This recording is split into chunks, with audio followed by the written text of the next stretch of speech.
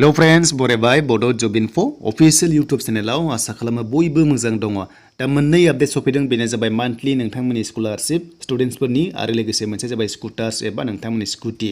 दा गोबां कमेन्ट्स खालामदोंमोन माब्ला मोनगोन बिनि सायाव आपडेट फैयोब्ला मोनसे भिडिअ खालामनानै स' फाइनाली आपडेट फैबाय नोंथांमोननि जायफ्रानोखि खाफाल गोनां स' नोंथांमोना दानफायाव 1000 राङारि अनसुंथाइ एबा स्कलारशिप आरो लोगोसे मोनसे जाबाय स्कुटार नोंथांमोना मोननो हासिगोन।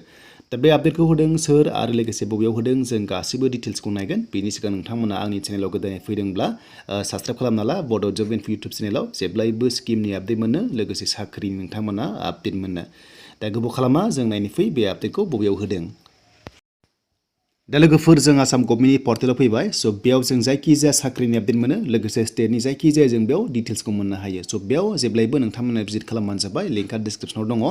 स' बेनिफ्राय टुइट खालामना बुंबाय लोगोसे फेसबुक पेजावबो होदों बेनो जाबाय जायफ्रा गोबां सोंगासिनो दंमोन जे स्कलारशिप मोनगोन ना मोना लास्ट सेमिस्टारा। स' बेनो जाबाय पारसुइं पस्ट ग्रेजुएसन आरो लोगोसे बुंबावदोंमोन बेनो जाबाय नोंथांमोना ग्रेजुएसन।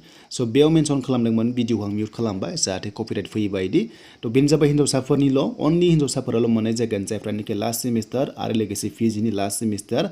स' नोंथांमोना दानफायाव 1000 राङारि अनसुंथाइ स्कलारशिप मोनबाय थासिगोन आरो बिनि एप्लाइआ डिसेम्बराव जानायनि चान्सखौ होनदों मानोना बेखौहाय प्रसेसखौ खालामगोन डिसेम्बराव आरो नोंथांमोननि एकाउन्टआव जानुवारि जानाय लोगो लोगो 1000 रां हाबनायनि बाथ्राखौ बेयाव सिमा आपडेट होदों।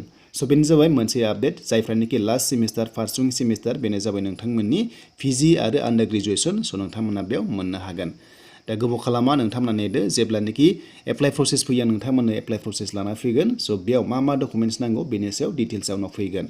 देन बेनिफ्राय स्कुटार्स गोबां सोंगासिनो दं माब्ला मोनगोन बेनो जाबाय HS पासफोरनि। स' लोगोफोर मोनसे चेन्ज जाबाय पेट्रलनि होला देग्लाय बे जाबाय इलेक्ट्रिकेल होसिगोन। स' नोंथांमोना इलेक्ट्रिकेल स्कुटार मोननाय जासिगोन बेनो जाबाय मेरिट बेसिसआव जायफ्रा HS पास खालामदोंमोन जेरै पार्सेन्ट नांगौमोन हमना ला 75 एबा 60। स' बेयाव लोगोफोर जायफ्रानोखि सिलेक्ट जागोन नोंथांमोना मोनगोन बेनो जाबाय नोंथांमोननि मोननो गोनां स्किमा जाबाय डक्टर बानिकान्त काकति। स' बेयाव नोंथांमोना स्कुटारखौ मोनसिगोन जानुवारि एबा डिसेम्बरावनो मोननो हागौ नाथाय दिनैहाय बेखेवजेनबाय। स' नोंथांमोना जायफ्रा लिस्ट दङ स' बेयाव मोननो हासिगोन स्टुडेन्टफोरा। दा बे मोननै आपडेटमोन नाथाय इलेक्ट्रिकेल होसिगोन देग्लाय इलेक्ट्रिक्सनि होसिगोन पेट्रलनि होला। स' मानोना पलिउसननि बाथ्राखौ बे मेनसन खालामदों जाहाथे नोंथांमोना बुजियो। स' डिसेम्बरावनो प्रसेसा जागोन नोंथांमोना डिसेम्बराव बेखौ मोनजोबनायनि चान्सआ दङ। दा बेनिफ्राय अरुणोदय स्किम नोंथांमोना जानुवारि 7 जानाय लोगो लोगो एप्लाइ जासिगोन आरो जेब्ला एप्लाइ जायो आं नोंथांमोननो भिडिअ खालामना दिन्थिगोन। दा लोगोफोर बेनोसैमोन दिनैनि आपडेट।